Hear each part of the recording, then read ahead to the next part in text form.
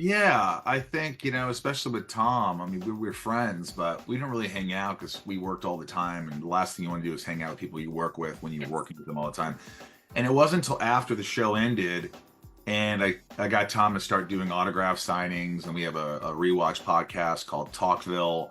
And we do this thing called Smallville Nights where we do little events at these cons. And we just became closer and closer. And we're going to do a show that I wrote together. We're trying to sell that. And we're like brothers now. We're like brothers. I love his wife, Jess.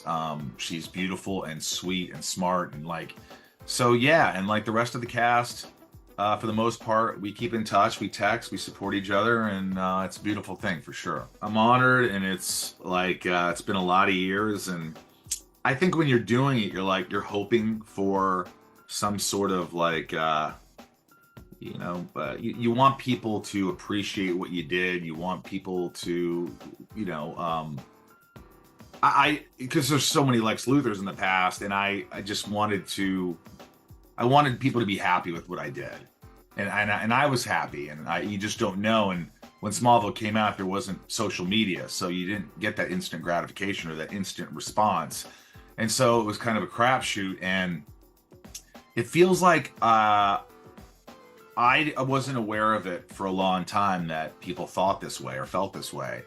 And it wasn't until like the last 5 or 10 years that I started to feel it.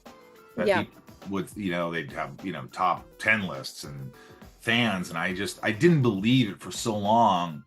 And now I'm really, as I said, honored and just like humbled and going, hey, I did something right. And so that's cool. So I'm proud of it. And yeah, it's amazing how many new people are watching Smallville, and like their kids now are watching it, and a new generation. And we started it all. Before us, there was no Flash and Arrow and Lois and Superman and Gotham and all these.